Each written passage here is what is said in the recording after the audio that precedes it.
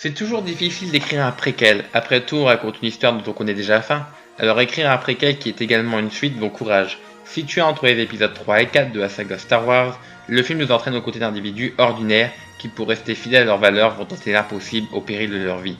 Ils n'avaient pas prévu de devenir des héros, mais dans une époque de plus en plus sombre, ils vont tenter de dérober les plans de l'étoile de la mort, l'arme de destruction ultime de l'Empire. D'entrée de jeu, surprise ou pas, je dénote effectivement l'absence du fameux générique déroulant, marque de fabrique de mon univers préféré. J'ai tiqué sur le coup, je l'admets, mais j'étais frappé d'un ascenseur émotionnel dans la seconde qui suivait. De sublimes images et la traditionnelle idée du plan sur une ou plusieurs planètes. Je sors de ma perte de repère et je me retrouve dans mon univers fétiche.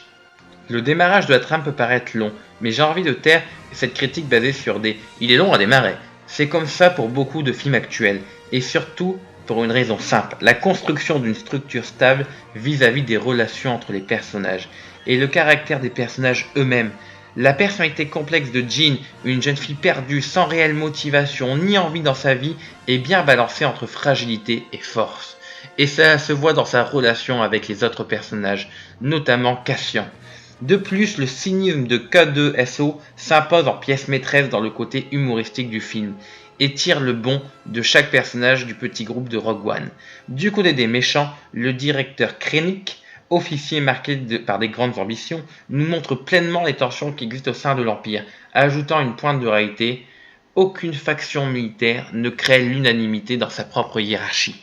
Gareth Edwards a vraiment eu cette force-là, c'est de faire durer les quelques lignes d'intro de l'épisode 4 sur plus de 2 heures sans temps mort, en créant une intrigue et en inventant des détails permettant de donner un passé aux éléments que les fans ont découverts dans un nouvel espoir. L'œuvre a même plu à George Lucas, c'est dire. Un pari réussi grâce à une ambition digne des premiers Star Wars, à des batailles spatiales époustouflantes, mais aussi à des personnages bien travaillés.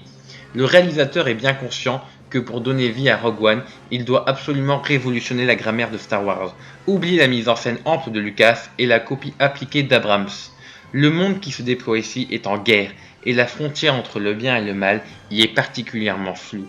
Comme en témoigne la caractérisation de tous les personnages définis par le rapport qui est un peu ambigu à la violence. Rogue One bénéficie en nous d'un excellent casting.